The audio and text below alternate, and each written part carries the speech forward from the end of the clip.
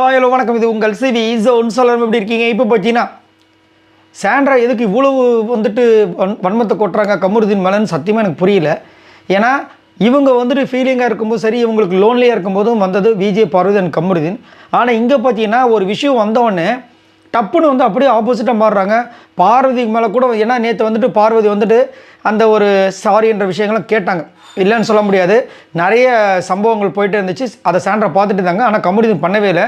அது நம்மளுக்கே கொஞ்சம் கோபமாக இருந்துச்சு. என்னடா இது இவ்வளோ பெரிய விஷயம் நடந்திருக்கு, கமருதீன் சாரி பெருசாக கேட்காம ஸ்ட்ரெயிட்டாக வந்து கன்வர்ஷன் போய் கேட்டார். ஆனால் பிக் பாஸும் வந்துட்டு ஓகே அப்படின்ட்டார். அதை வந்து சாண்ட்ரா பார்த்துட்டே இருந்திருக்காங்க. கொஞ்ச நேரத்துக்கு முன்னாடி சொன்னாங்க, இந்த பொண்ணு அளவுக்கு வந்து குற்றம் நினச்சி அந்த பையனுக்கு இல்லவே கிடையாது, கமருதீன் பண்ணவே இல்லைன்னு ஒரு நீங்கள் அதை எப்படி சொல்லலான்னு சொல்லியிருப்பாங்க. அதுக்கப்புறம் வந்துட்டு ஊரை விட்டு ஒதுக்கி வைக்கிறன்ற மாதிரிலாம் ஒரு சில தண்டனை கொடுத்துருப்பாங்க. இப்போ என்னன்னா அமித் வேறு வந்துட்டு பேச ஆரம்பிச்சிட்டார், நான் வந்து வெறும் தண்ணி மட்டும் தான் குடிக்க போகிறேன், சாப்பிட போகிறது கிடையாது அப்படின்ட்டு.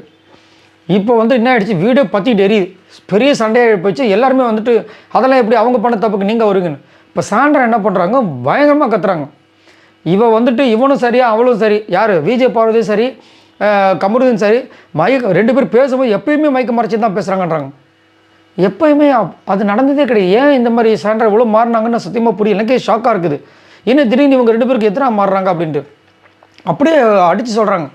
உடனே சுபிக்ஷாவை கூப்பிட்றாங்க. சுபிக்ஷா நீ சொல்லு, உங்ககிட்ட இது வரைக்கும் பார்வதி பேசும்போது மைக்க மறைச்சி பேசியிருக்காளா? அதே மாதிரி உங்ககிட்ட கமருதி பேசும்போது மயக்க மறைச்சி பேசியிருக்கானா? என்கிட்ட பேசுறதில்லை. ஆனால் அவங்க ரெண்டு பேரும் பேசும்போது அப்படி தான் பண்ணுறாங்கன்னும் போது சுபிக்ஷா அழகாக சொல்கிறாங்க. என்ன சொல்கிறாங்கன்னா, அவங்க எப்பயுமே அப்படி பண்ணுறதில்ல, எப்போயா தானே பண்ணுறாங்க அப்படின்னா. இல்லை, அவங்க ரெண்டு பேரும் எப்பயுமே பண்ணுறாங்க, நான் பார்த்துருக்கேன்றாங்க. இன்னும் இப்படி பச்சையாக பேசுகிறாங்க, ஒன்றுமே புரியல, பச்சையாக போய் பேசுகிறாங்க. எனக்கு ஷாக்கிங்காக இருக்குது. ஏன் சாண்ட்ரா இந்த அளவுக்கு மாறினாங்க? ஏன்னா ஒரு காண்டில் பண்ணுறாங்களா, இல்லை நம்ம ஏதாவது ஒரு சம்பவம் பண்ண இது ஒரு மாட்டிட்டாங்க, இவங்களை வச்சு செய்யணும், அப்போ தான் நம்ம வந்து ஹைலைட்டாக தெரியும்னு சொல்லிட்டு செய்கிறாங்களான்னு தெரியல. ஆனால் இது வந்துட்டு ரொம்ப ஆச்சரியமாக இருந்துச்சு.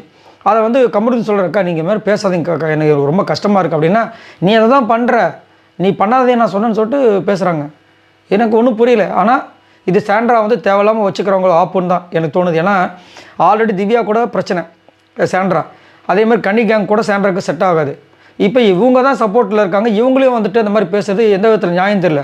அதே மாதிரி ஜட்ஜ்மெண்ட் இவர் சொல்கிறாரு, நம்ம யார் கேப்டன் அவர் வந்து ஃபஸ்ட்டு வந்துட்டு நீங்கள் ரெண்டு பேரும் பேசக்கூடாது, இல்லைனா நாங்கள் பேச மாட்டோம் சொல்லும்போது, நாங்கள் பேச மாட்டோம் சொல்கிறதுக்கு நான் ஒத்து வரல, ஆனால் இவங்க ரெண்டு பேர் பேசவே கூடாது, அதுக்கு நான் வழிமொழிகிறேன், கண்டிப்பாக அதை பண்ணணும் அப்படின்ற மாதிரி வந்துட்டு வேறு இதுவாக பண்ணாங்க. எனக்கு என்ன ஒரு வருத்தம்னா, இந்த தண்டனையை கொடுத்தது பிக் பாஸ்.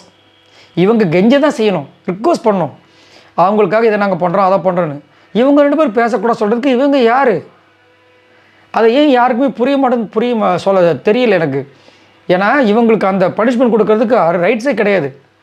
இவங்க என்ன பண்ணணும்னா, இனிமேல் நாங்கள் ஒரு முடிவு பண்ண போகிறோம், நீங்கள் ரெண்டு பேரும் தனியாக பேசவே விடமாட்டோம், நாங்கள் உங்கள் கூட உட்காருவோம், நீங்கள் தனியாக எப்பயுமே பேசக்கூடாது, நீங்கள் பேசும்போது நாங்கள் பக்கத்தில் இருப்போம், நீங்கள் என்ன வேணாலும் பேசிக்கோங்க அப்படின்னு ஒரு வார்த்தை போடுங்கன்றான். அதுதான் மேட்ரு.